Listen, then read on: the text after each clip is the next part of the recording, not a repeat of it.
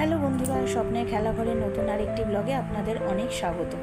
আজকে আমি বানিয়েছি আম কেক। হয়তো অনেকেই বানিয়েছেন, তো আজকে আমি চলুন দেখি কী কী দিয়ে বানিয়েছি। আম নিয়েছি, সুজি নিয়েছি, চিনি, তেল সব 1 কাপ করে নিয়েছি। এই যে মেজারমেন্ট কাপটা দেখালাম, এই কাপের 1 কাপ নিয়েছি।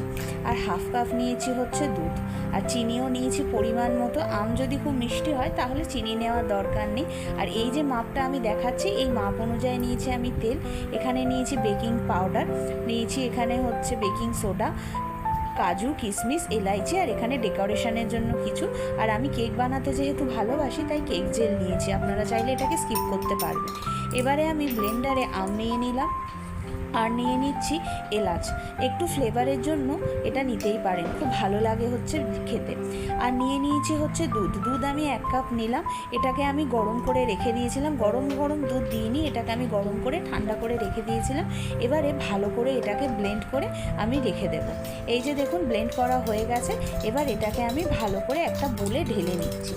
এবারে ব্লেন্ডারটাকে ভালো করে ধুয়ে তাতে আমি দিয়ে দিলাম হচ্ছে সুজিটাকে চাইলে আপনি আগে ভালো করে গুঁড়ো করে নিতে পারেন, সেটা নিলেই বেশি ভালো হয়। আমি এখানে গুঁড়ো আলাদা সুজি নিয়েছি, তারপর চিনি নিয়ে এটাকে ভালো করে ব্লেন্ড করে নিচ্ছি। দেখুন এরপরে এই ব্লেন্ডটাকে আমি একটা স্টেনারে করে ছেঁকে নেব, যাতে যদি কিছু এর ভেতরে লাম্পস থাকে তাহলে যাতে স্টেনারে সেটা আটকে যায়। এবারে দেখুন এই স্টেনারে নিয়ে এটাকে আমি ভালো করে স্টেন করে নিচ্ছি, যাতে একদম সূক্ষ্মটা পড়ে যায়। সুজি যদি ভালো করে গুঁড়ো না হয় তাহলে কেক যখন বেক করবেন তাহলে তলায় সেটা বসে যাবে, কেকের টেক্সচারটা ভালো আসবে না। টেক্সচারটা যাতে ভালো আসে তার জন্য কি করবেন, এটাকে ভালো করে গুঁড়িয়ে নেবেন। আমি এতে আরেকটু দুধ দিয়ে নিলাম, এরপর দিয়ে দিলাম হচ্ছে বেকিং সোডাটা। এবার এটা দিয়ে আমি ভালো করে মিশিয়ে নেব। এরপরে দিয়ে দিচ্ছি কাজু, কিশমিশ, আর কিছু রেখে দিলাম ওপর থেকে ছড়িয়ে দেওয়ার জন্য। একটু বেকিং পাউডার দিয়ে দিলাম, চাইলে আপনারা ময়দা দিতে পারেন, আবার নাও দিতে পারেন। আর আমি ভ্যানিলা এসেন্সও দিয়েছি। অনেকে আমের গন্ধটা অনেক সময় পছন্দ করে না, বা বেশি একটু হলে কেমন লাগে, তো তার জন্য দিতে পারেন হচ্ছে এই ভ্যানিলা এসেন্সটা, নাও দিতে পারেন। আমি কেক বানাতে খুব ভালোবাসি বলে কেক জেল রেখেছি, চাইলে আপনারা কেক জেলটাকে স্কিপ করতে পারেন, এটাতে খুব নরম হয়।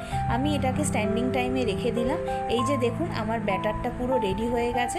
আর যে কেক মোল্ডটা আমি ব্যবহার করব তাতে তেল দিয়ে আমি একটু ময়দা স্প্রিঙ্কেল করে দিয়েছি।